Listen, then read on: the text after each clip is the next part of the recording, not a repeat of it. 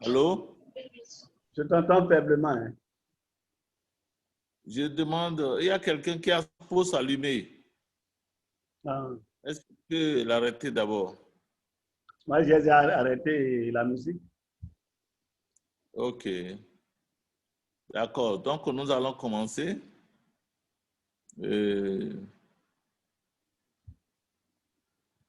Bonsoir à chacun de vous ce soir. Bonsoir. Nous sommes à notre 4e session sur le thème du séminaire Le protocole de Dieu, animé par son éminence, notre bien-aimé frère président, Toyi Symphorien, ancien haut cadre de la Banque centrale des États de l'Afrique de l'Ouest.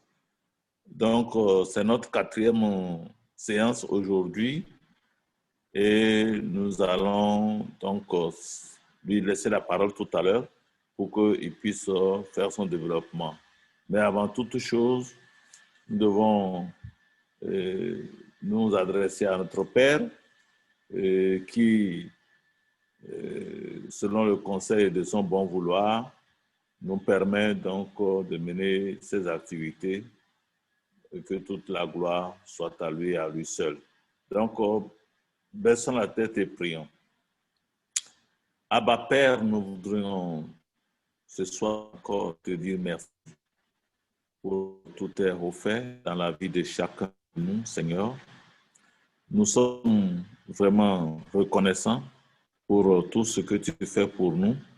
Merci pour le souffle de vie. Merci pour l'être. Merci pour tout ce que tu as déjà fait aujourd'hui dans la vie des personnes, là où tu nous as amenés, d'où tu nous as ramenés. Merci pour les activités que nous avons menées au cours de cette journée. Merci parce qu'elles se sont déroulées sans incident et sans accident. Que gloire et honneur te soient rendus au nom de Jésus. Ce soir, nous sommes encore à tes pieds pour apprendre de toi, de ton Esprit Saint. Nous prions dans le nom de Jésus que le Saint-Esprit soit notre complice ce soir dans le nom de Jésus.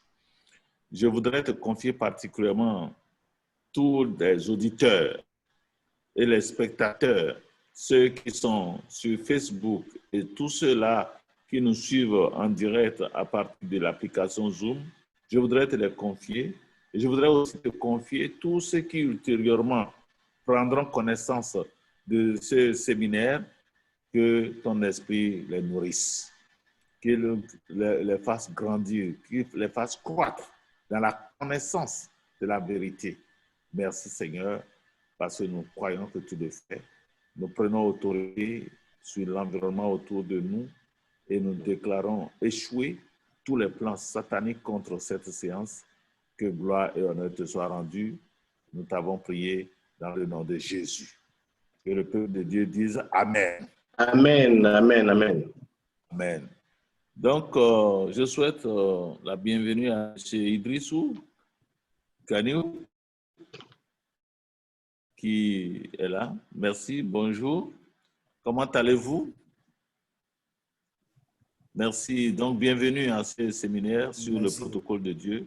Je vais laisser, je ne sais pas si quelqu'un voudrait partager avec nous ce soir un témoignage de 5 minutes, juste 5 minutes. Quelqu'un a-t-il un témoignage vivant, actuel, à partager avec nous? Monsieur Ganiou, Dieu a-t-il fait quelque chose que vous voudrez partager avec nous ce soir? Dieu fait toujours de bonnes choses. Oui. Il fait toujours de bonnes choses. Nous rendons grâce à Dieu pour cette journée qu'il nous a accordée. Nous va-et-vient toute la journée, il est resté avec nous. Nous avons passé des heures au volant, il est resté avec nous. Nous rendons grâce à Dieu quand même pour tout. Merci au Seigneur. Merci au Seigneur qui a accompli de grandes choses dans nos vies. Que toute la gloire soit à lui. Amen. Donc, sans plus tarder, nous allons laisser la place à l'orateur de ce soir, notre bien-aimé Toyi Symphorien, comme je l'avais introduit, pour poursuivre l'enseignement sur le protocole de Dieu. Président Toyi, vous avez la parole. Merci beaucoup, M. Lemc. Je salue d'abord tous les amis qui sont en train de nous écouter sur Facebook, YouTube. Et je rends grâce à Dieu pour ce moment extrêmement précieux que nous avons devant sa face. Je ne pourrais pas continuer cet enseignement sans faire un petit briefing de tout ce que nous avons vu depuis les 3 ou 4 dernières semaines. Le protocole de Dieu, c'est quelque chose de tellement important. C'est quelque chose qui a personnellement révolutionné ma vie. C'est pour ça que j'insiste sur ce thème-là. Nous avons vu dans un premier sous-thème les attentes de Dieu vis-à-vis de son peuple. Parce que généralement, quand on regarde le peuple dans sa marche quotidienne, on a le sentiment que le peuple de Dieu fait les choses comme si il est un groupe d'enfants gâtés. Nous croyons que Dieu nous doit tout. Et nous oublions que Dieu a des attentes vis-à-vis de nous. Dieu ne nous a pas donné tous les privilèges qu'il nous a donnés, simplement parce que nous allons continuer de lui dire « Donne-moi, donne-moi, donne-moi, donne-moi, sauve-moi, sauve-moi, sauve-moi ». Ça, c'est le premier sous-thème que nous avons développé. Je ne pouvais pas revenir dessus, sinon ça va bouffer notre temps. Donc, nous avons développé ça de long en large. Et nous nous sommes rendus compte qu'il est important que dans notre marche quotidienne, nous ne nous focalisions jamais sur les circonstances, sur la réalité extérieure des choses, mais ni sur les symptômes, mais exclusivement sur la capacité et la fidélité de Dieu. Le chrétien doit se focaliser essentiellement sur la capacité et la fidélité de Dieu. Nous avons beaucoup d'exemples, les gens comme David, les gens comme le prophète Élie, et tout ça pour montrer que sur quoi ces gens-là comptaient quand ils relevaient les défis. Ils comptaient sur la capacité et la fidélité de Dieu. Ils ne regardaient pas leur faiblesse à eux, leur limitation à eux. Amen. Donc, nous avons développé beaucoup de choses. Je ne vais pas aller dans tous les détails. Donc, ce que Dieu attend essentiellement de son peuple, c'est qu'il apprenne en toutes circonstances à lui faire entièrement confiance. Dieu attend ça de toi. Si tu m'écoutes ce soir, sache que Dieu attend ça de toi, que tu lui fasses entièrement confiance. Parce que lui, il est fidèle. Il est bon. Et ses bontés ne sont jamais épuisées. Il veut que tu fasses sa volonté. Quand tu dis quelque chose, là, il faut le faire. Et nous avons vu dans Luc 6, 46, pourquoi Jésus-Christ disait à ses disciples, pourquoi m'appelez-vous Seigneur, Seigneur, et ne faites-vous pas ce que je dis? La vie chrétienne, c'est ça en réalité. Toutes nos agitations, à tous égards, ça n'impressionne pas Dieu. Dieu veut que tu fasses ce qu'il dit, c'est tout. Et que tu sers fidèlement ses desseins. C'était pour résumer tout ça là. Ensuite, nous avons vu que nous avons essayé de voir quelle appréciation les chrétiens font-ils de la vie très compliquée, très difficile. Ça exige des renoncements, ça exige trop de sacrifices, ça exige beaucoup trop de combats. Et ça, bon, des gens, ils tiennent ça comme pour vrai. Et il y a un groupe de chrétiens qui pensent que bon, la vie chrétienne, bon, c'est quelque chose d'assez simple, pas très compliqué. Et puis, nous sommes allés voir qu'est-ce que la parole de Dieu dit. Que dit exactement la parole de Dieu à ce propos. Et nous avons vu, quand nous avons lu Deutéronome 30, 11 et 14, la Bible dit, les commandements que je vous prescris, que je vous donne aujourd'hui, ne sont pas trop difficiles à comprendre, ni hors d'atteinte pour vous. Et nous avons conclu finalement, bon, on va partir dans le détail, donne les moyens de l'accomplir. Jamais. Le chrétien doit comprendre ça. Au lieu de remplir son esprit, de remplir sa pensée d'impossible, lorsque le chrétien se trouve devant un défi, il se trouve devant une situation, il doit savoir que Dieu ne te met jamais devant une situation. Et Dieu, verset 14, non, cette parole est tout près de vous, dans votre bouche et dans votre... Nous sortons des raisonnements humains. Dieu dit que quand il dit quelque chose, quand il te dit par exemple, fais cette chose-là, il te donne les moyens de l'accomplir. On lit également dans Ézéchiel 36, il dit, je vous donnerai un cœur nouveau, je mettrai en vous un esprit nouveau, j'enlèverai votre cœur de pierre, je vous donnerai un cœur de chair. Il dit, ensuite, il dit, je mettrai en vous mon esprit, ainsi je vous rendrai capable d'obéir à mes lois. C'est Dieu qui fait ça. Donc, lorsqu'il y a un chrétien qui, bon, en griffe, se trouve être fidèle à Dieu, Il fait les choses, vraiment, il est dans la ponctualité, dans l'assiduité. Il fait les choses que Dieu commande là. Il ne faut jamais imaginer que c'est parce que je suis mieux organisé, c'est parce que je suis mieux que les autres. Non, ça, c'est Dieu qui te fait capable pour que tu sois son peuple et que lui soit ton Dieu. Nous avons vu que ce qui est important pour le Christ, tout fait pour s'assurer que les relations qu'il entretient avec Dieu soient de la meilleure qualité possible, parce que c'est ça que Dieu regarde. Les relations que nous sommes avec Dieu. Dans Jean 5.3, la Bible dit en effet, aimer Dieu implique que nous obéissions à ses commandements, et ces commandements ne sont pas pénibles. C'est Dieu qui parle. Oui, aimer Dieu, c'est garder ses commandements, et ces commandements ne sont pas difficiles. Ça, c'est la parole de vie. Donc, c'est ça que la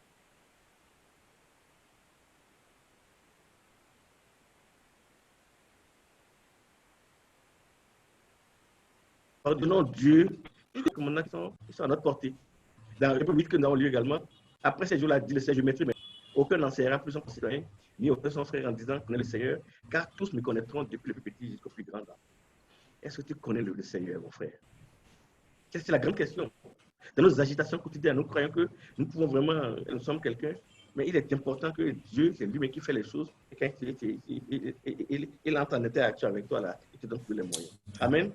Et donc, conclut en disant que je ressens que la problématique de l'obéissance pour nous à Dieu n'est plus une question de capacité. La problématique de l'obéissance, c'est désormais une question de choix. Amen. Et nous avons passé en revue Deutéronome 30, verset 19. Oui, je vous avertis. Selon vous, la vie et la bénédiction d'une part, la mort et la malédiction d'autre part, choisissez donc la vie afin que vous ne pas obéir à Dieu. Ce n'est plus une question de capacité parce que Dieu lui-même te donne les moyens d'être capable de le faire. Donc, au Dieu de Dieu, la question de lui obéir, de ne pas lui obéir, c'est une question de choix. C'est pour ça qu'il nous donne un libre arbitre. Il dit, je mets devant toi la mort et la vie, choisis la vie afin que tu vives. Tout dans ta vie est fondé sur ta capacité de choix, le choix que tu fais. Et nous avons vu que quand vous lisez le Deutéronome, vous avertis solennellement aujourd'hui, et il dit, le ciel et la terre en sont témoins. Il y a deux choses que nous pouvons retenir ici. Voici la question de Dieu était tellement sérieuse aux yeux de Dieu qu'il a introduit avec toute la solennité requise. Il a entouré l'introduction du libre arbitre là, de solennité, c'est comme s'il avait regardé une cérémonie pour introduire la question du libre arbitre, parce que c'est très important. Mais en plus, il a cru devoir y associer des témoins. Il dit, j'en prends un témoin, le ciel et la terre.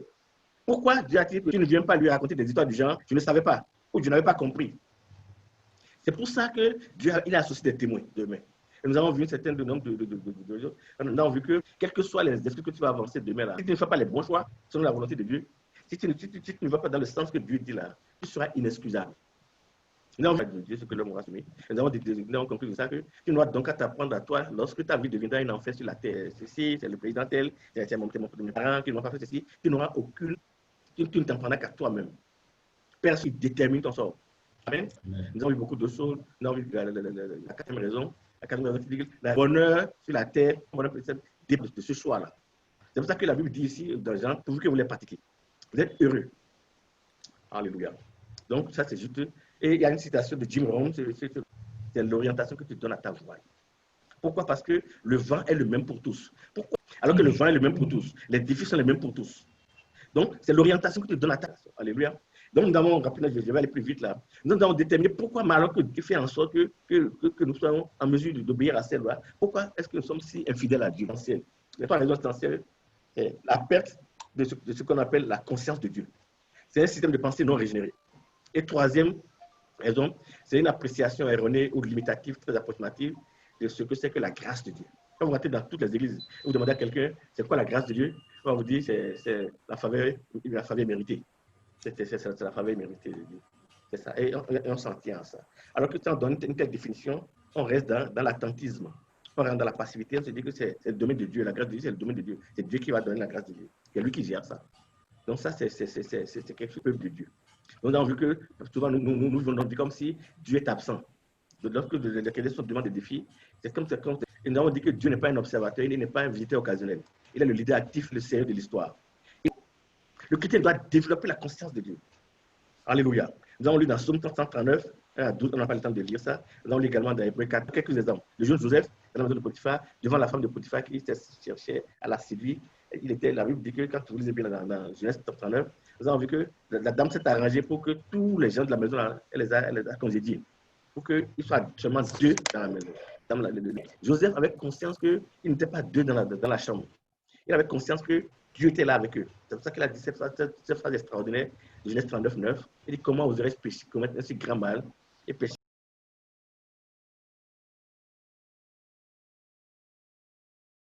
Nous avons vu David devant Goliath, pendant que l'armée était en train de se cacher. David était effrayante, mais il regardait le grand Dieu d'Israël qui était à côté de lui. Donc, quand nous avons la conscience de Dieu, c'est quelque chose d'extraordinaire. Alléluia. Puis, quand tu perds la conscience de Dieu, tu perds du coup tous tes repères. Tu perds le sens même des mesures et tu deviens les défis de la vie. Alors que les circonstances, les défis de la vie, là, c'est des plus forts phénomènes. La vraie chose, là, c'est fort que les intempéries, qui est plus fort que les défis. Mais plus grave, si tu perds la conscience de Dieu, là, tu tombes facilement dans le déni. Et même sans t'en rendre compte, tu commences à faire de Dieu un menteur. Par tes choix, par tes décisions, que nous échouons dans nos marches chrétiennes, que nous entrons dans l'infidélité, c'est un système de pensée non régénéré. Et nous avons dit simplement que ça ce n'est pas une vie naturelle. Et il est important que le chrétien sache ça. Donc, tu es dans une dimension surnaturelle où le chrétien peut prospérer dans ce marche, dans le royaume, en gardant le même système de pensée que dans le monde physique. Nous avons été arrachés du monde là, c'est une constitution nouvelle. Nous avons un statut nouveau, nous avons des responsabilités nouvelles. C'est très important de savoir faire là-bas. Si tu gardes le même système de pensée, tu vas souffrir dans le royaume. Aussi longtemps que tu vas garder le système de pensée du monde, tu t'exposes au risque de te laisser intimider ou distraire par les principes et les raisonnements humains. Et on n'a pas le temps de revenir dessus. Donc, la troisième raison pour laquelle c'est cette question de la grâce de Dieu. Nous avons dit qu'est-ce que la grâce de Dieu. En réalité, la grâce de Dieu, quand on dit faveur méritée de Dieu, là, c'est trop limitatif. Ça ne permet pas de comprendre ce que c'est que la grâce de Dieu. La grâce de Dieu, en réalité, c'est l'équipement divin que Dieu donne. Le faible connaît nos limitations, donc il te donne un équipement divin pour faire sa volonté. Donc, Paul pouvait dire, je suis ce que je suis par la grâce de Dieu. C'est la grâce de Dieu qui accomplit ce que l'homme ne peut pas accomplir par sa propre force. Quand tu commences à réaliser ce que c'est que changer perspective, je ne te ferai jamais une promesse qui n'a déjà été accomplie avant. Quand tu fais une promesse, ça veut dire que c'est déjà disponible. Toutes les promesses de Dieu sont déjà disponibles. La grâce de Dieu, c'est la faveur divine pour atteindre un niveau humainement inaccessible ou impossible. Comment David, qui était oublié même par son propre père, oublié par ses frères, dans la brousse là-bas, comment finalement il est devenu roi d'Israël? C'est la grâce de Dieu. Il a atteint un niveau humainement inaccessible ou impossible. S'il s'agit que des hommes, David ne serait jamais candidat pour la grandeur. Dans la grâce de Dieu, la raison d'être de la grâce, pourquoi la grâce de Dieu? La grâce de Dieu nous est donnée pour que les gens qui sont dans l'église, qui ne profitent pas de Dieu, ils ne profitent pas, ils sont dans l'église, ils n'expérimentent pas Dieu. Ils ne se disent que vraiment, ils sont là seulement, les façons de faire. On est dans les pratiques religieuses. Mais on ne profite pas de la grâce de Dieu donnée pour que nous puissions profiter de venir pour égorger, tuer, détruire. Mais moi, je suis venu afin que les brebis aient la vie et qu'ils soient dans. Que les brebis aient la vie, qu'elles soient dans. Et il a porté l'abondance. Est-ce que tu connais l'abondance de Dieu? Est-ce que tu as déjà mordu dans l'abondance de Dieu? Sinon, mon frère, sache que tu n'es pas encore dans les vraies réalités de la vie chrétienne. La grâce de Dieu tourne la faiblesse de l'homme en une le térébinthe et qui se voit trop petit, incapable, impuissant. Quand le l'homme de l'Éternel est venu, il l'appelle le vaillant héros.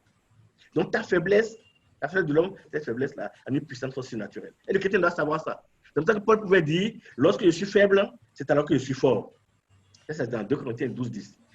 Paul dit que quand il est dans une situation, il commence à être faible, qu'il est fatigué par que non, c'est sûrement que la grâce de Dieu vient.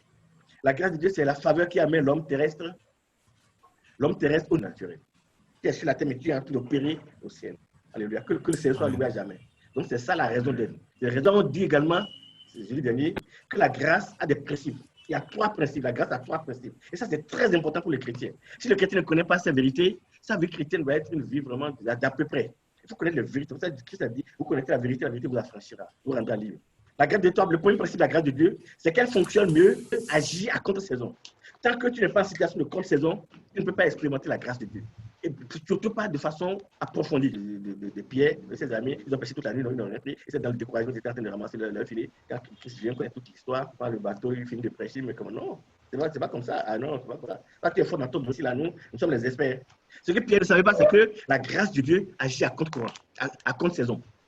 Lorsque tu es dans un milieu et que tout le monde est pris dans la corruption, tout le monde est embarqué dans des agissements, est-ce que tu te mets en position de contre-saison? Si tu vas dans le courant, tu prends la couleur locale et tu deviens un couleur insipide sans sa grâce. Deuxième chose que nous avons vu que la grâce, dans son élément naturel de manifestation, elle est beaucoup plus relâchée quand tu as redouté. Non. La grâce de Dieu agit lorsqu'il y a une faiblesse. S'il n'y a pas de faiblesse, il n'y a pas la grâce de Dieu en abondance. S'il n'y a pas la C'est quand rien ne joue en ta faveur. Et que tu es faible, tu n'es pas possible. C'est pour ça que ça y est un enfant. Quand David, tu lui as dit qu'il fallait combattre Goliath, tu n'es qu'un enfant. Et troisième chose qui est importante et que beaucoup ne savent pas, c'est que la grâce de Dieu suit excitée. L'histoire de la veuve de Sarepta à qui le prophète demandait d'aller chercher des vases, lui, dans les vases. Quand la dame est allée, c'est le nombre de vases qu'elle a pris là. C'est-à-dire, elle-même, elle a dimensionné ça, déterminé au volume de grâce. C'est comme ça que, quelque part, dans Luc, la Bible dit qu'on vous mesurera selon la mesure dont vous serez servi. La grâce de Dieu, ça suit tes capacités. Le chrétien doit savoir ça. Ce n'est pas de courir dans tous les sens, c'est de veiller à avoir de la profondeur. Dieu regarde la profondeur. Quand tu es un chrétien profond, spirituellement parlant, là, ça veut dire que tu peux recevoir la grâce de Dieu en abondance. Tu peux faire des choses inimaginables de la part de l'homme. Amen. Amen. Donc, là, on dit que pourquoi Dieu relâche-t-il la grâce dans la grande saison? Parce que si Dieu relâchait la grâce dans la bonne saison, là, personne ne saura que c'est lui qui a fait ça. On va mélanger Dieu à tous les autres agents. On va mélanger Dieu aux hommes, on va mélanger Dieu aux marabouts, pour montrer aux gens que c'est lui seul qui peut faire ça. C'est l'histoire de Moïse devant Pharaon. Quand Pharaon a jeté le bâton, finalement, les gens regardaient et disaient, ah, il dit ça, c'est le doigt de Dieu. Dieu fait la différence. Il fait les choses à compter. On a vu que la grâce de Dieu est donc pour ceux qui sont prêts pour les défis. Pour ceux qui sont prêts à essayer quelque chose de plus grand. La grâce de Dieu vient pour faire des choses que vous ne pouvez pas faire. Beaucoup aspirent à la grâce, mais ne savent pas que la grâce a besoin d'un récipient. Elle a besoin d'un univers. Elle a besoin d'un challenge. Essayez de pousser Dieu vers des choses que vous ne pouvez pas faire. Si tu te mets dans des choses qui sont au-delà de tes forces, là, que tu fais que les choses ordinaires, tu ne peux pas expérimenter la grâce de Dieu en abondance. En somme, il veut manifester sa grâce, mais il ne peut pas le faire parce qu'il ne trouve pas le contexte. Il ne trouve pas les pieds. Tant que ta vision est à la dimension de l'homme, Dieu n'est pas intéressé par ton projet. Ta vision doit être au-delà de... Plus tu manques de compétences, plus tu es qualifié pour la grâce. Quand la grâce vient, elle n'annule pas l'effort. Et ça, c'est encore autre chose, ça. La grâce n'annule pas l'effort, mais elle te fait des clients ou des marchés, mais pour gérer l'abondance de bénédictions déjà disponibles. Les bénédictions sont déjà disponibles. La grâce de Dieu te permet d'aller mordre le travail pour avoir. Parce que la grâce a déjà tout mis à ta disposition. Mais c'est pour aller dans l'abondance de Dieu. Mais cette la grâce, c'est que Christ a déjà tout acquis pour puiser dans l'abondance. La plupart de ceux qui profitent de la grâce de Dieu, ce sont ceux qui développent une grande vision. Ce qui fait donc que les dimensions poussées, dans les dimensions hardies, osées, et parfois exagérées. Essayez de pousser Dieu vers des choses que vous ne pouvez pas faire. Quand tu rentres dans l'esprit de la grâce, acquise, les choses sont déjà disponibles, et toi, tu viens puiser dedans. Donc, voilà un peu comment on définit la grâce de Dieu. Je ne vais pas rentrer dans les détails. Donc, la grâce de Dieu pour les créatifs. Et pour ceux qui sont prêts à s'engager, à prendre position. Et pour ceux qui sont prêts à prendre des risques pour Dieu et à provoquer des circonstances plutôt qu'à les subir. Et bien justement, pour nous faire compris les raisons de nos échecs avec Dieu. Donc, on en avait prié la dernière fois. Maintenant, pour la première fois, il était important que je fasse ce résumé rapide. Donc, Dieu, face à l'instabilité aux errements répétés de l'homme, parce que Dieu te connaît également, connaît tout, il est dans ton cœur, il a que devoir mettre en place un homme. Et ce protocole de Dieu là est essentiellement fondé sur grâce. C'est pour ça qu'il n'a pas pris le temps de développer ce que c'est que la grâce de Dieu. Donc, le protocole de Dieu, c'est la façon dont Dieu a disposé et régi les choses pour faire avancer son règne. Donc, on a vu dans Deutéronome 8, on a vu dans Jean 15, 5, il dit que sans moi, vous ne pouvez rien faire, grâce de Dieu. C'est Dieu qui fait les choses. C'est lui qui agit au travers de l'homme, qui n'est capable de rien de tout. Et dans 2 Corinthiens 3, 5, on peut voir quelque chose comme venant de nous-mêmes. Car toute notre capacité nous vient de toi. C'est Paul qui parle. Toute ta capacité en affaires là, tout devient de Dieu. Tout devient de Dieu. Je pense que c'est parce que tu es plus organisé. C'est parce que tu es allé à les choses là, tu te trompes, mon frère. Tu te trompes totalement. Il va s'en dire que la bonne manière du protocole de Dieu dépend pour ne lâche pas dans la vie. Ça, nous sortons de la Bible, nous sortons de l'Évangile, nous sortons de la vie chrétienne, en tout dans la vie, pour mieux réussir, prendre la signification profonde et le mode opératoire de cette chose-là. Lorsque tu achètes par exemple un réfrigérateur, tu vas acheter une réfrigération. Tu vas regarder ça pour voir comment tu peux profiter au mieux de ce réfrigérateur-là.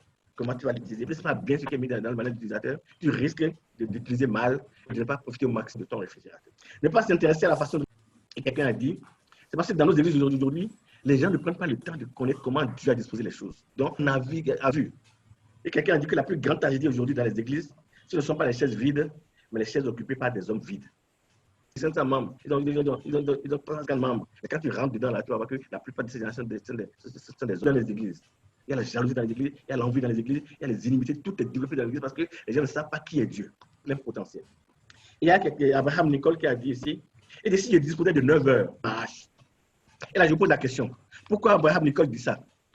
Pourquoi Abraham Nicole est en train de dire ici que s'il disposait de 9 heures pour abattre, qu'est-ce que vous pouvez comprendre par ça? C'est une question que je vous pose. Rapidement. Qu'est-ce que vous pouvez comprendre par là?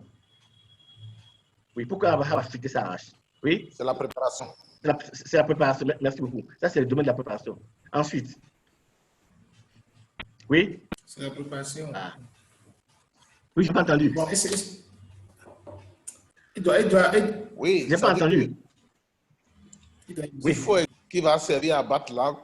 Donc, le temps qu'on met pour préparer sur Alléluia, que alléluia. on va, disons, quand on va se mettre à battre l'arbre, on va le faire tomber réellement. Il n'y a pas que ça. Il y a deux aspects. Il prend quelqu'un et il prend une hache non aiguisée. Et vous commencez, on vous donne 9 heures. Et lui commence à abattre l'arbre là. Pendant qu'il va jouer à l'aiguisée. Il ne se donne pas les là.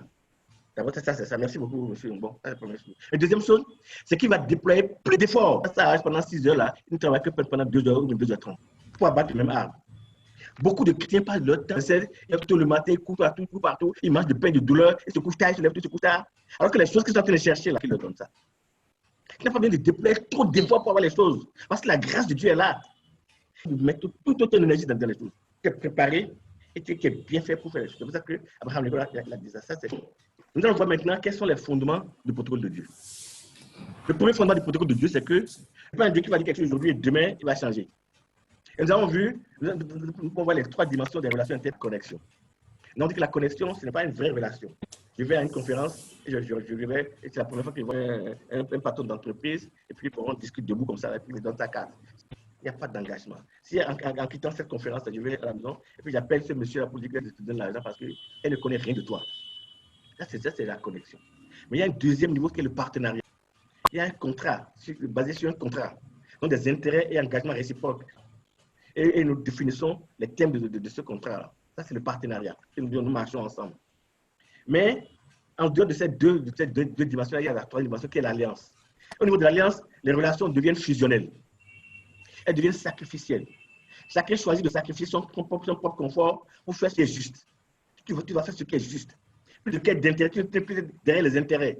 Mais un engagement indéfectible à servir et à défendre la cause de l'autre. C'est la dimension de l'interdépendance. Dieu, il est au niveau de l'alliance, c'est un Dieu d'alliance. Et ce n'est pas un enseignement sur les alliances. Si nous disons dans la Bible, on voit comment Dieu il a fait des alliances avec tout le long de la parole de Dieu, d'aller dans les détails. Donc, c'est ça. Donc, Dieu, il est au niveau de l'alliance. Et quand il entre en relation avec toi, vraiment, ces relations sont des relations tangibles. Dieu est prêt à payer le plus fort pour toi. C'est pour ça qu'il a fait tout ce qu'il fait. Le socle de l'alliance établi par Dieu avec toi et moi. Premier socle de l'alliance que Dieu a établi, l'amour pour nous est infini et inconditionnel. L'amour de Dieu pour toi, là, il est infini et inconditionnel. On n'a pas le temps de lire les versets là. Somme 143, 144, 3, quelqu'un peut lire ça rapidement. Somme 41, séminaire, on va lire comme les versets. Et là, rapidement, verset 3. Somme 144, verset 3. Il dit, l'Éternel, qu'est-ce que l'homme que tu le connaisses, le Fils de l'homme, pour que tu aies une garde à lui. C'est cela. Amen. Qu'est-ce que l'homme que tu lui? J'ai dit, tu as de la valeur aux yeux de Dieu. Tu es important pour Dieu. Tu es tellement important pour Dieu. Tu as de l'importance de la vie de Dieu, précieux aux yeux de Dieu.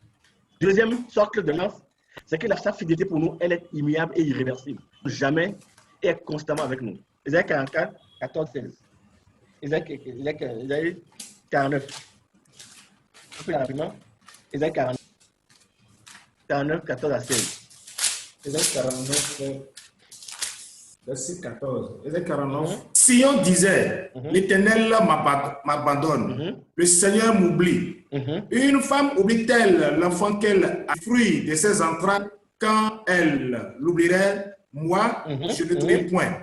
Le verset 16. Si je t'ai gravé sur mes yeux. Ça va déjà. Tout ce qui t'arrive à mon frère, les difficultés que tu as, les souffrances que tu endures de la part des hommes, tout est sous le regard de Dieu. Tout. 8, verset, il dit, je serai avec vous tous les jours, jusqu'à quand? La fin des jours. Jusqu'à la fin du monde, amen. Je serai constamment avec toi. Partout tu es debout là, même si tu es dans le danger là, il faut savoir que Dieu est là. Est-ce que tu as un problème là? Tu commences à courir dans tous les sens pour chercher le secours des hommes. Pourquoi? Pourquoi tu ne penses que Dieu est faible pour solutionner ton problème? Pourquoi? Le protocole de Dieu, c'est que Dieu, il est là. Il fait les choses. Troisième socle, Dieu lui-même, il prend position à 116 pour toi. Si tu ne sais pas Dieu comment pour toi, là, tu dis que c'était prière faible. J'étais avec une soeur la dernière fois, on discutait. Elle m'a dit, ah vraiment, il dit bon, comme ça, là, je suis un diamant. Et je l'ai regardé. Il dit, ah bon, c'est parce qu'il prie que tu es encore en vie. Ça, c'est des hérésies qu'on enseigne à nos gens, ça. Comment on peut annuler la grâce de Dieu comme ça? C'est parce que toi, tu pries, que pendant que tu es couché, Dieu comment pour toi. Nous, tu as le verset 14, 14, tout ça. on connaît tout ça. Et tu dis non, ce combat-là, ce n'est pas ton combat, c'est mon combat à moi. C'est moi qui combattrai, ce n'est pas vous qui combattez, c'est moi qui combattrai. Il y a des combats qui ne sont pas tes combats, mon frère. Les combats, il est même pour toi. Et le chrétien doit comprendre ça. C'est pour ça que j'aime beaucoup ce verset qui est dans Romains 12, 19. Si quelqu'un t'offense et que tu cherches à te venger, ça veut dire que tu as parce que Dieu s'arrose. Il faut faire attention quand Dieu s'arrose quelque chose là, il ne faut pas rentrer dedans. Quelque chose là, tu ne feras jamais mieux que Dieu. Jamais.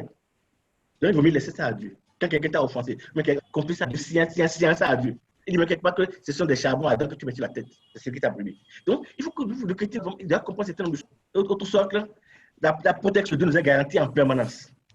Ça, dans l'eau là, les eaux ne te submergeront pas. Si tu es dans le feu, je serai avec toi dans le feu. Et le chrétien doit développer ça dans son émoi et me dire Dieu, la protection de Dieu m'est garantie. Même lorsque les circonstances paraissent compliquées, il faut savoir que Dieu, il faut dire en protection. Autre chose, il ne permettra pas que tu sois exposé à des dangers mortels. Vous connaissez l'histoire de Job. Parce que tu bénis Job, que laisse-moi aller le ramener, tu vas voir. Dieu lui a dit, va faire ce que tu fais, mais ne touche pas à sa vie. Dieu permet. Autre socle, Dieu est notre source permanente. Ne pense jamais que c'est parce que toi, tu te dis, garde-toi lorsque tes greniers seront remplis. Lorsque tu auras ton repos au bras. Car c'est moi l'Éternel qui te donne la force de la guérir. Dieu est ta source permanente. Ce n'est pas ton intelligence. Ce n'est pas ton type d'organisation. Non. C'est Dieu qui te donne la force d'acquérir les de grâce en permanence. Et pour terminer, les bontés pour nous sont infinies. Lamentation 3. Quand il remet le compteur à zéro, c'est comme il y a un magasin. Et les choses dont tu as besoin, c'est dans le magasin. Tout ce dont ça se vide, le lendemain matin, quand tu te réveilles là, Dieu, il remet toi à zéro, il remet le stock. Donc, il renouvelle sans cesse. Donc, c'était ça que le Dieu comme ça, c'est un Dieu d'alliance. C'est très, très important. Deuxième chose dans le protocole de Dieu, là, deuxième fondement, le plus difficile. Et laisse le moins compliqué à nos charges. Et ça, c'est le plus difficile. Quand on lisait dans Juge 2, là, Dieu dit que j'étais sorti d'Égypte, j'étais conduit à travers le désert, Dieu a gardé, il a conduit devant la terre promise. C'est Dieu qui a fait tout ça. Il a demandé une seule chose au peuple de Dieu étranger là. Mais le plus difficile, c'est-à-dire traverser le désert, c'est Dieu lui-même qui a fait ça. Il t'a porté. Quand il t'en confie une, il te donne toujours les moyens et la provision nécessaire pour l'accomplir efficacement. Quand Dieu te confie une mission efficace. Donc tu es inexcusable. Quand tu confies une mission dans l'œuvre de Dieu, tu confies une mission, fais les choses dans ta tête là. Ne veux pas dire après que ta tête, ne veux pas faire des excuses, parce que Dieu, il a déjà établi les choses comme ça. Quand il te confie ça, il te rend capable de le faire. Et improductif, marchant par la vue et par les moyens humains. Des raisonneurs, des discoureurs, des excuses à bavarder là. Dieu n'a que fait de ces gens-là. Il a au contraire besoin de gens qui collaborent fidèlement à son projet, qui se lèvent sur sa parole, plus compliqué. Il te donne déjà le travail, il s'arrose le plus compliqué. Et toi là, tu donnes le. Il investit tout ce qu'il faut en toi. Franchement, d'investir tout ce qu'il faut en toi, puis il attend un bon retour d'investissement. Quelqu'un me dit ça rapidement.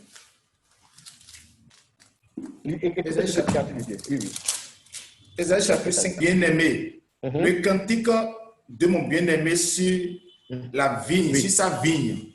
Mon bien-aimé avait une vigne sur un coteau fertile. Le verset ôta les pierres et mit un plan délicieux. Il bâtit une tour au milieu d'elle et il creusa, espéra qu'elle produira de bons raisins. Oui. Mais elle en a produit de mauvais. Maintenant donc, Judas, soyez juge entre moi et ma vigne. Qui avait-il encore à faire?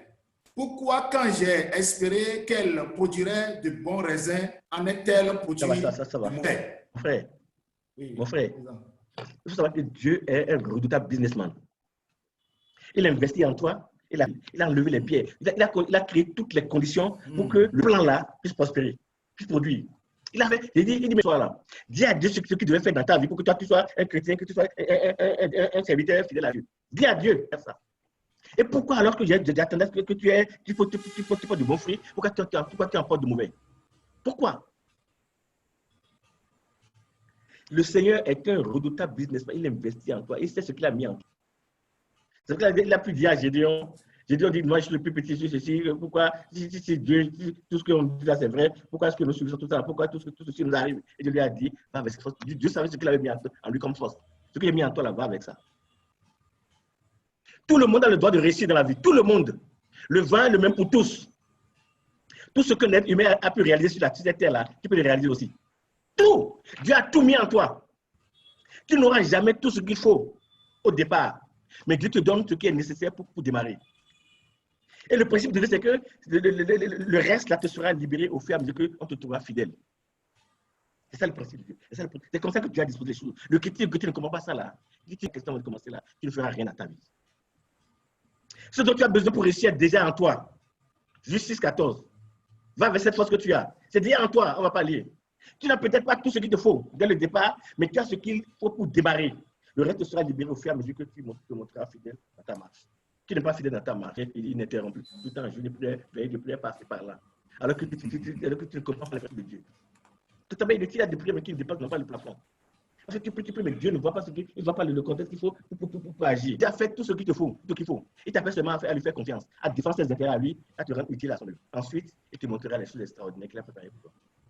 C'est que tu montreras à Dieu que tu fais ou non, tu as les paroles de la vie, et que tu es accroché à Dieu, et que tu développes un niveau de confiance dans Dieu. Sache surtout que le volume de ta bénédiction est sous ton propre contrôle. C'est ça que disait Luc 6, 38. On te mesurera, Dieu essuie tes capacités, essuie ta profondeur. Beaucoup trop de chrétiens sont capables de profondeur dans ça. Nous, les raisonnements des gens, tu vois qu'il n'y a pas de profondeur dedans. Amen. Que Dieu nous aide. Amen. Amen. Ça, c'est encore une pensée de Mike Horn. Il dit pour se mettre en marche dans la vie, il suffit d'avoir 5% de réponse à ta question. Les 95% restants viennent le long du chemin. Ceux qui veulent 100% de réponse avant les églises, là, ils ne peuvent même pas faire le business. Si tu cherches l'inquiétude, il faut aller dans les églises. Alors qu'on dit qu'on adore le seul vrai Dieu. Ça rend jamais les 100%. Il te donne seulement 5%. Et c'est suffisant pour démarrer. Lorsque tu démarres maintenant, les 95%, ça vient au fur et à mesure qu'on te trouvera fidèle. Amen. Que le Seigneur loué. Amen. Amen de Dieu. Dieu joue pleinement sa part. On avait déjà vu dans le troisième que Dieu il s'arroge le plus difficile et te laisse le plus simple. C'est pour t'empêcher de trouver des excuses compliquées là. Il te dit, c'est lui-même qui fait ça. Il connaît ce que tu es.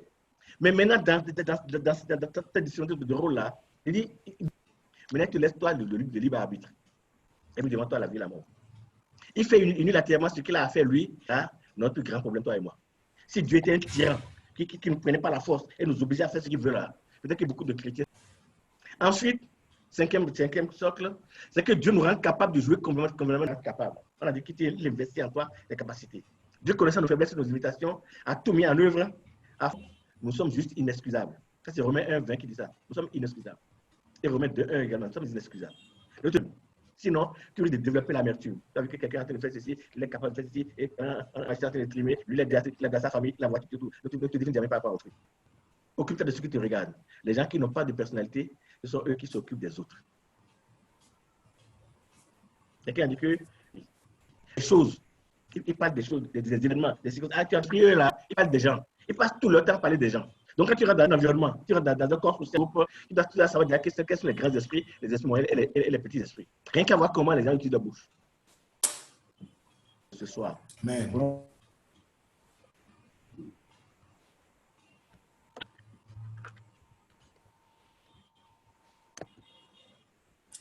Amen. Oui, j'ai constaté que l'orateur a perdu enfin, sa batterie, il l'a lâché.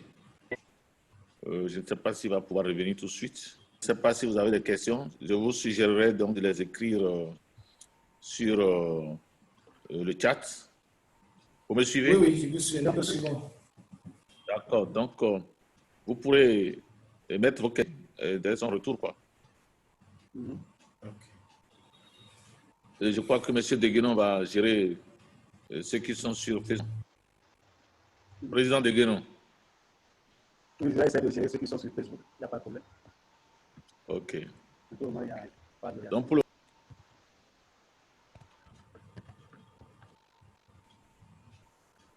Mais ça peut le rappeler à finir.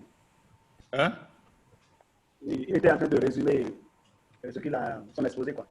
Quand sa batterie l'a lâché. Non.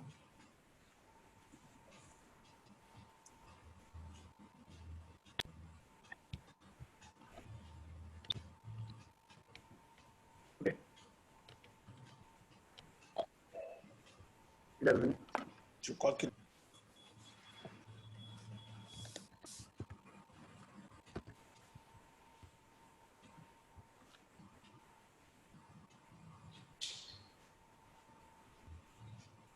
il a fermé son micro. Forêt, tu peux activer. Président Toyi, tu peux activer ton micro. Oui. C'est bon, c'est bon. OK. Donc, nous sommes en train de voir les socles donc capable de jouer comme notre partie. On peut lire dans Ézéchiel 36, 26, 1 Corinthiens 10, 13, Dieu qui est capable. En fait, là, il connaît nos faiblesses. Mais maintenant, plus sérieux encore, et le chrétien doit savoir par lesquels il gouverne l'univers. Le chrétien doit savoir ça. Et quand on parle de loi ici, ce n'est pas des lois du genre, les 10 commandements, ce n'est pas ça. Ce n'est pas dans la dimension légale de la loi. Ce n'est pas tu ne dois pas faire ceci, non, ce n'est pas ça. Mais la loi ne s'applique pas en sciences sociales, quand on rentre dans les sciences sociales, qui gouvernent le sujet concerné. Il y a les lois que nous connaissons en physique, en mathématiques. La loi de la gravitation universelle, la loi de la pesanteur, nous connaissons tous ces lois. En science, on parle d'abord d'une hypothèse. L'hypothèse est une théorie qui a été prouvée par plusieurs expériences infaillibles. On fait des expériences. Tant que ce n'est pas prouvé et éprouvé, on ne peut pas parler de loi. On parle de loi seulement lorsque cela a été testé, expérimenté, vérité est établie et vous ne pouvez plus rien y changer. Vous ne pouvez plus que vous y conformer. La loi est un principe de fonctionnement immuable et universel. Quand vous vous y obéissez, ça marche, elle a déjà été éprouvée. Elle n'attend plus d'être éprouvée, elle est déjà. Elle n'est plus dans l'attente d'un essai. On parle de la loi de la gravitation universelle, la loi de la pesanteur, de ces lois-là. Ce qui est important ici, c'est que, pourquoi la question des lois est si importante? Justement parce que, mais ça devient la loi. C'est-à-dire la seule façon de faire, si tu veux atteindre l'objectif recherché. C'est pour ça que la question des lois est tellement importante. Si tu veux faire quelque chose, tu vas atteindre un objectif là. Il y a un principe attaché à ça. Si tu ne connais pas, tu ne connais pas. Si tu connais le principe, tu appliques le principe, tu auras le résultat. C'est pour ça que la question des lois, c'est très important. Il est donc ça de s'asseoir, de bien étudier celle-ci et de se montrer méticuleux dans son application à notre vie. Puis, d'attendre tranquillement de voir ce que Dieu sortira de ça. C'est pour ça que les lois, c'est très important, les lois. C'est très important, les lois.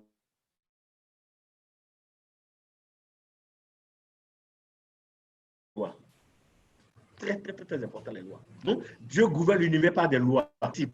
De vouloir faire des miracles, des choses comme ça. Là. Il faut développer les principes là et les appliquer à ta vie, à profondeur. Donc, nous allons voir une ou deux lois aujourd'hui. On va parler dans le détail parce que jeudi prochain, nous allons continuer avec les lois. J'ai identifié une dizaine de lois, il y en a tellement. Verset 25. C'est une loi qui est très importante. Lorsque, par exemple, la loi de potentiel dit exactement, elle dit que, comment je vais formuler la situation, pardon, c'est-à-dire que la loi de potentiel dit, la nature de la source détermine la nature de la ressource. Lorsque tu vas dans la brousse, et tu vas chercher un bois. Quel est le bois le plus dur? Le bois le plus dur. Quelqu'un en connaît là? Dans la brousse. Je ne connais pas. Je ne pas dans l'acacia. Si l'acacia n'est pas nature, un bois dur. Et que je vais dans la brousse, je cherche l'acacia, je sais que c'est l'acacia est un bois dur. La table sort de la source. La source, c'est le bois. La table qui est fabriquée, elle a été tirée du bois. Si le bois n'est pas nature dur, ça veut dire que la table qui est fabriquée, elle ne sera pas nature dure. Ça veut dire quoi? Ça veut dire que si tu es assis devant moi ce matin, ce soir-là, et que tu dis toi, tu ne peux pas ouvrir la bouche et dire, je suis un enfant de Dieu et proclamer de ta tigritude, alors que nous ne voyons rien. Quand vous lisez ça, à la main, vous pouvez lire ça. Verset 45, Jésus dit aux pharisiens, il dit, vous avez fait le diable, qui servent Dieu tous les jours. Jésus les regarde et dit, vous êtes des enfants de Dieu, parce que ce que vous faites là, c'est des choses que Dieu, le diable fait. Si tu as raison, si tu es dans la corruption, si tu es dans toutes ces choses-là, dans la manipulation, si tu es dans toutes ces choses, dans le monde spirituel, là, on te voit comme un enfant du diable. C'est ça. Donc, chrétien, tu dois faire très attention pour appliquer la bienveillance, c'est la bonté, c'est le pardon, c'est la miséricorde, c'est la patience. Ces choses-là doivent être du poids. Tout le temps en colère. Si tu es en train de faire ça, tu ne peux pas dire quelque part que tu es enfant de Dieu. Même dans le monde spirituel, là, on sait qui tu es. Donc, ce qui est à moi, est-ce que ça reflète la nature de Dieu? Il y a une loi. Bon, je ne vais pas aller tout le temps. On peut revenir dessus dans la question. Deuxième loi que je voudrais partager avec vous ce soir, c'est le cas de que les j'ai dit la dernière fois, il y a quelques j'étais à la télé un jour là, sur l'ORTB, il y a un jeune là qui est venu, puis il m'a dit que dans la ville, il n'y a pas de problème, il n'y a que des solutions. Et je l'ai regardé, il m'a dit, lorsque lui vient lui là, il y a très longtemps là. Et puis lorsque lui vient pour lui des choses là, comme il n'y a pas de problème, il n'y a que des solutions. Et je me suis rendu compte quand j'ai commencé à utiliser cette loi là, qu'il avait raison. Il n'y a pas de problème, il n'y a que des solutions. La loi de la solution là ce soir. 1 Corinthiens 10, 13. 1 Corinthiens chapitre 10, verset 13. Le verset 13. Qui n'est été humaine. Et Dieu, qui est fidèle, ne permettra pas que vous soyez tentés de la tentation, il préparera aussi le moyen d'en sortir, afin que vous puissiez la supporter. Ma version, parole de vie dit, donc quand tu entends un chrétien, il te dit pourquoi moi là, il faut savoir qu'il ne connaît pas Dieu. La Bible dit que tout auquel tu fais face, c'est normal pour des hommes, c'est normal pour des hommes et des femmes. Et deviens fidèle. Dieu ne permettra jamais qu'un problème vienne chez toi qui soit plus fort que toi. Autrement dit, tous les problèmes que tu affrontes dans ta vie là, tu es plus fort que tes problèmes. Et quand tu remplis ton mental, ton système de pensée, tu remplis ça de ça, c'est-à-dire que quand tu es devant les défis là, que Dieu ne permettra jamais que tu sois tenté dessus de tes forces. Jamais. Donc ça veut dire qu'avant que le problème vienne, il calibre ça à sa dimension avant de t'envoyer ça. Il ne pose pas de questions à Dieu. Et c'est ce qu'il est en train de faire. Il dit, il ne permettra que tu sois tenté de tes forces. Mais quand vous serez tenté, Dieu vous donnera la force de le supporter, le moyen d'en sortir. Ça veut dire quoi? Quand c'est la solution, tous les problèmes que tu as dans la vie là, ils viennent avec les solutions en même temps. Notre problème, nous les chrétiens aujourd'hui, c'est parce que problème, on n'est pas orienté solution. Donc quand les choses viennent là, on ne voit que problème. Si tu commences à voir solution là, ce qui est à côté, le problème vient avec sa solution. Au lieu de commencer à murmurer, à te plaindre, à faire à courir dans tous les sens là, c'est quand tu commences à avoir des problèmes là, que tu dois le problème vient avec sa solution. C'est vrai que quelqu'un il te donne le moyen d'en sortir. Donc ça veut dire que tu as donné du là. Il faut savoir que tu es dans l'antichambre de ton miracle. Tu es dans l'antichambre de miracle. C'est ça la loi de la solution. Donc, il ne commence pas à s'affoler.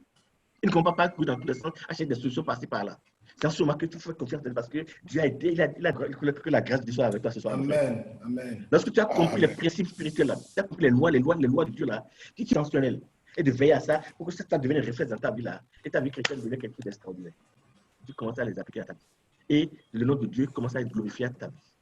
Je vais en arrêter là ce soir parce que je vois que le temps est. Il y a ce qu'on appelle le protocole de Dieu. Dieu il a établi les choses d'une certaine façon. Arrête de te fourvoyer. Quand tu les auras connus, tu les prends et tu commences à les appliquer à ta vie de tous les jours. Et ta vie chrétienne va devenir quelque chose d'extraordinaire. Amen. Merci beaucoup. Amen. Président Pi, pour ce brillant exposé, je crois que les téléspectateurs, si je peux m'exprimer ainsi, ceux qui sont sur Facebook, enfin sur nos réseaux sociaux, j'espère qu'ils sont satisfaits. Maintenant, nous avons 1 minute. Donc, je reviens à vous. Avez-vous des questions ou bien des apports? Oui, des apports, des questions d'éclaircissement. Bon. Est-ce qu'il y a des questions? Apparemment, personne n'est encore décidé. Bonsoir, Président. Oui. Bonsoir. Ça, c'est... À mon directeur national? Oui, c'est Césaire, oui. DN, bonjour. Bonsoir, vous allez bien? Nous rendons grâce à l'Éternel. Très bien. Je n'ai pas mis ma vidéo parce que mon téléphone est complètement déchargé. Alors, j'ai suivi en partie, mais si qu'on était voilà, un peu avant le président historique, salut au passage.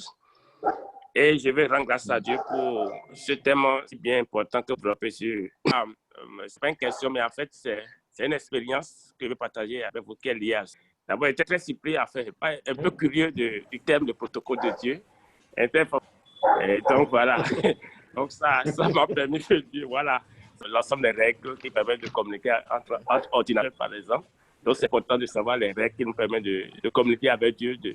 Voilà, ce que je voulais partager avec vous, c'est que c'est assez récent. Il y a mon fils aîné qui est en France, il doit se marier bientôt. Je crois que c'est le moment. Il y avait des frères chrétiens. Et voilà, c'est une bonne nouvelle. Et frère me dit, mais c'est des frères des leaders. Il me dit, mais sa femme est de quelle nationalité? Il dit congolaise. Dit, ah, congolaise! Congolaise, même convertie, c'est un danger. Ce n'est pas une personne, ce n'est pas deux personnes. Il dit, ah, congolaise en a été affectée. Et je suis là appelé, elle est très stressée. Pourquoi? Parce que, oui, là, il faut bien. C'est compliqué, surtout ils sont en France. Après, la femme prend problème. Ah, tellement compliqué. Au point où mon épouse a rien fait. Alors, je fais asseoir mon épouse et je lui ai... Voilà. Pour dire, donc Dieu, c'est un Dieu de principe. Il y a un principe qui est lié au mariage. Tu as dit que la question que je me pose, est-ce que la fille là, bien qu'elle soit congolaise, est-ce qu'elle est dans le... Si elle est dans le Seigneur, on a les preuves qu'elle est dans le Seigneur. Là, ça me suffit. Mon fils se demande de faire et je laisse le reste à Dieu. Je laisse Dieu s'en occuper. Si demain il y a un problème, je sais à qui m'adresser. Parce que je sais que c'est Dieu qui est ici.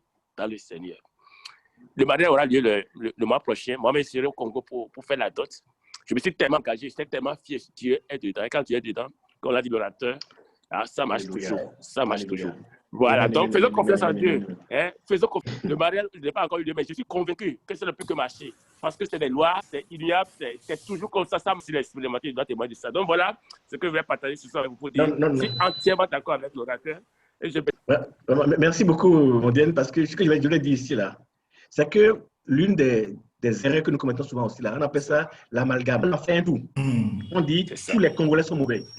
Dans quel pays tout le monde est mauvais? Dans quel pays? Mais il y a un minimum de bon sens. 1, 4, 2, 4, 3, 4, on généralise. Ça c'est un piège diabolique. Amen. Et je suis heureux pour Mondienne. Les gens sont étonnés. J'étais au Canada en 2008.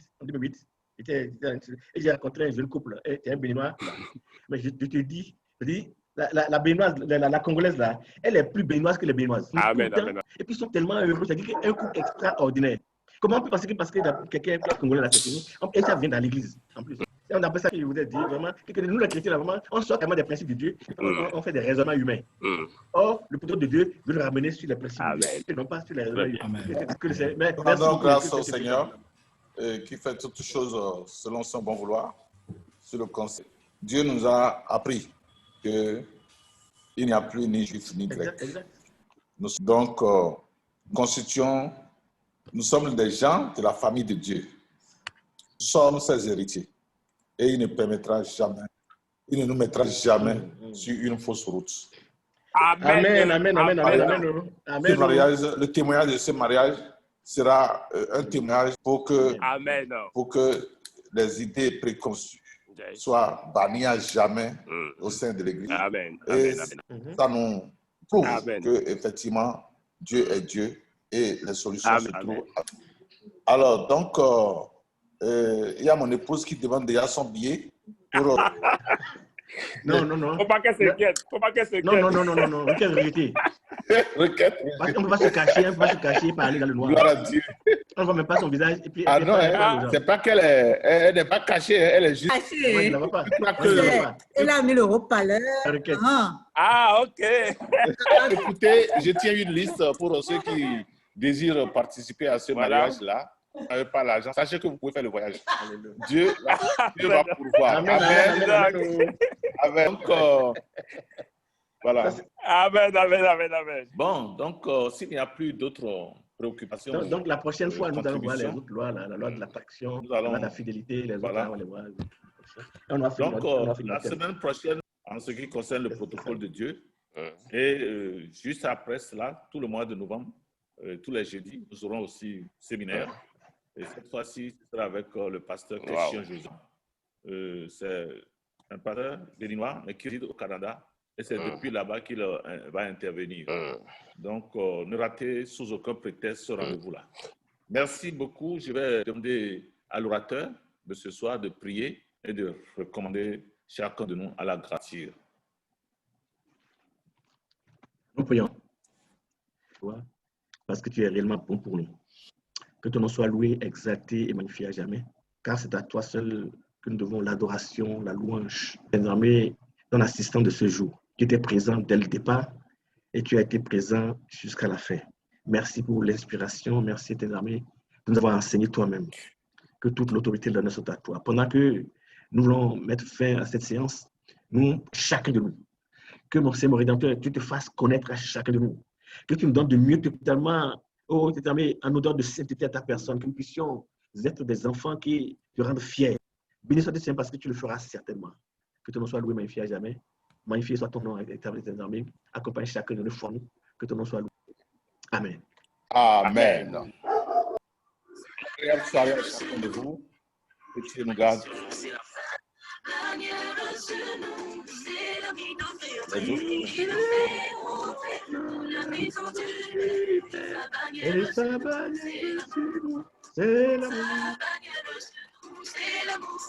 C'est l'amour.